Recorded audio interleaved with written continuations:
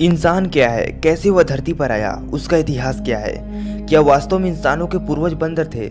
ऐसे अनेक सवाल जो हर मनुष्य के जीवन काल में आते हैं। पर धर्मगुरुओं और वैज्ञानिकों में हमेशा इस बात पर बहस होती रहती है। विज्ञान और धर्म अपने अपने अनुसार मानव रचना के पीछे के तथ्य देते हैं। विज्ञान ने मानव जाति को समझने के लिए कई प्रयास किए हैं और उसके कई परिणाम भी उनको मिले हैं। विज्ञान के अनुसार मानव जीवन का इतिहास समुद्र से जुड़ा है। इस धरती पर सबसे पहले पानी में रहने वाली प्रजातियों ने जन्म लिया, जैसे कि मछली और पानी में रहने वाले कीटाणु। धीरे धीरे समय का चक्र बढ़ता रहा, जल एवं थल में रहने वाले जीव आए और अपना जीवन यापन करने लगे। ये जीव थे मेंढक, केकड़े आदि। धीरे धीरे समय का चक्र बढ़ता रहा और प्रकृति अपना काम करती रही, कभी बाढ़ तो कभी सूखा, और इस प्रकार जीवों के जन्म और मृत्यु का सिलसिला चलता रहा। इसी दौरान कई प्रजातियां विकसित हुई और कईयों का नामो निशान खत्म हो गया। ये क्रम ऐसा ही चलता रहा और डायनासोर, वानर, चिंपांजी और मानुष आए और उसके बाद हुआ दो पैरों वाले मनुष्य का जन्म। वैज्ञानिकों के अनुसार बंदर ही मानव जाति का रचनाकार है। अपने सोचने समझने की शक्ति से धीरे धीरे बंदर जैसा प्राणी दो पैरों का इस्तेमाल करना सीख गया। जंगलों से फल, सब्जियां आदि तोड़कर अपने भूख को शांत करने लगा। आगे चलकर बंदरों की बुद्धि का विकास होने लगा और ये एक मनुष्य का रूप लेने में सक्षम हो गए और चार पैरों पर चलना छोड़कर दो पैरों पर ही चलने लगे। अब ये मानव शरीर के सभी अंगों का प्रयोग करने लगा था, पर पूंछ का कोई काम नहीं था। इसकी वजह से वो खत्म हो गए।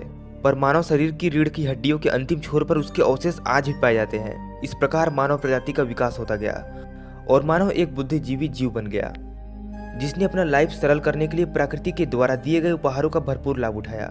धर्म की दृष्टि से मनुष्य का जन्म हिंदू मान्यताओं के अनुसार मानव बंदर का विकसित रूप नहीं है।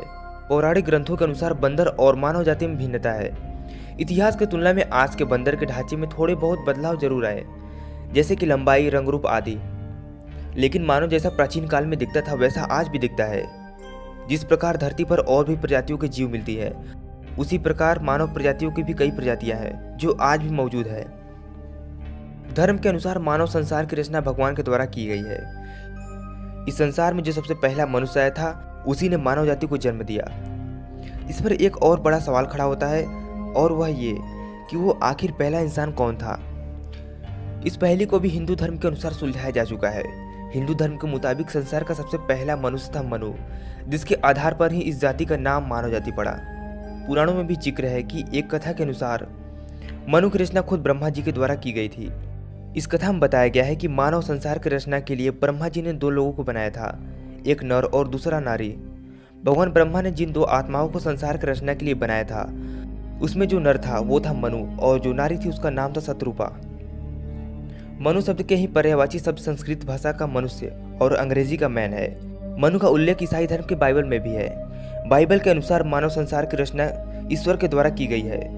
बाइबल में बताया गया है कि ईश्वर के शरीर से एक परछाई ने जन्म लिया और इस परछाई को एडम नाम दिया गया। इन दोनों धर्मों के कथाओं से इस नतीजे पर पहुंचने में आसानी होती है कि मानव संसार के रचयिता मनु ही थे, अर्थात भगवान ने ही मानव जाति की रचना की है। दोस्तों, विज्ञान के तथ्यों से धर्म के तथ्य बिल्कुल विपरीत है।